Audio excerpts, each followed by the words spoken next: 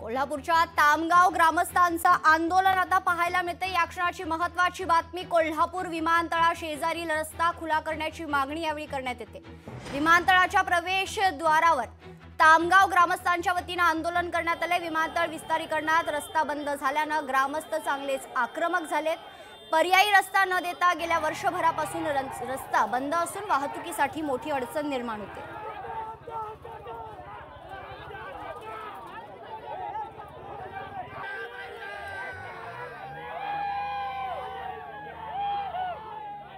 नेरली तामगावच्या सर्व विद्यार्थ्यांना, शालेय विद्यार्थी व जे कामगार वर्ग आहे त्यांना जास्तीत जास्त त्रास होत आहे। जास्तीत जास्त विद्यार्थ्यांना या मार्गावरून ये-जा करण्यासाठी हा रस्ता होता, हा डायरेक्ट आम्हाला न सांगता एका रात्रीत बंद केलाय। तो आम्हाला तिने उघडून द्यावा, पर्यायी मार्ग झाल्यानंतरच आम्ही तो रस्ता बंद करावा, एवढी आमची अपेक्षा आहे। मागणी एवढीच आहे की जो रस्ता प्रशासनाने बंद केलाय तो रस्ता चालू करा, नाहीतर पर्याय रस्ता द्या। जर पर्याय रस्ता दिला नाही तर ही लावलेली भिंत आम्ही तोडून टाकणार। गेले 1 महिना शहरात येताना 6 किलोमीटर फिरून शहरात यायला लागते। जे विमानतळ ज्यावेळेला जागा ॲक्विजिशन केली त्यावेळेला विमानतळापासून तामगावमधून कोल्हापूरला येण्यासाठी हा मुख्य रस्ता आहे, तो विमानतळाच्या जागेच्या हद्दीमध्ये येतो।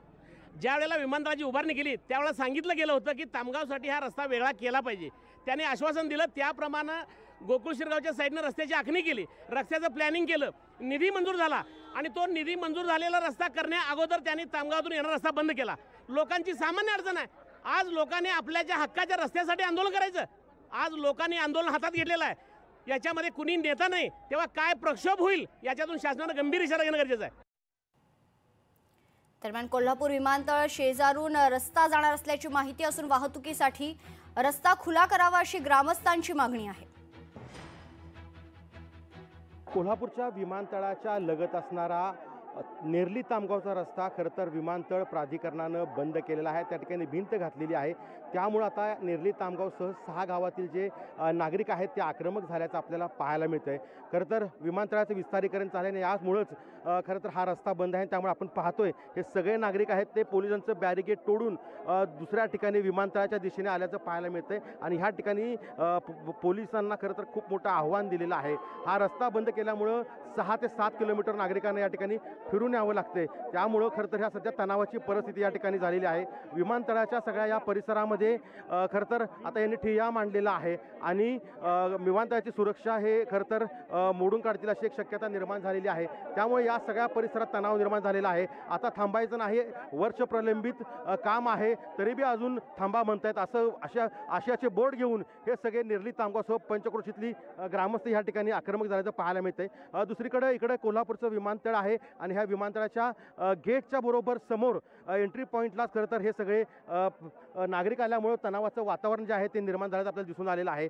त्यामुळं एक्स्ट्राची फोर्स आहे पोलिसांची ती आता या ठिकाणी दाखल होईल। मात्र कुठेतरी नियोजन पोलिसांचं चुकल्याचं या ठिकाणी पाहायला मिळतंय आणि एकूण जर पाहिलं तर सध्या या परिसरात तणावाचं वातावरण असून कुठेतरी या रस्त्याला कुठेतरी न्याय मिळावा, लोकांना न्याय मिळावा, लोकांना या ठिकाणी यावं आणि या ठिकाणी खरं तर हा रस्ता तात्काळ व्हावा अशी मागणी जी आहे ती या ग्रामस्थ करतायत। महिला या मोर्चामध्ये सहभागी झालेल्या आहेत, युवक आहेत, शालेय विद्यार्थी आहेत आणि संपूर्ण परिसरातील राजकीय व्यक्ती देखील या ठिकाणी सहभागी झाल्याचं आपल्याला पाहायला मिळतंय। सतीश जाऊनकर, लोकशाही मराठी, कोल्हापूर। लोकशाही मराठी, ऐका, पहा, जागरूक रहा।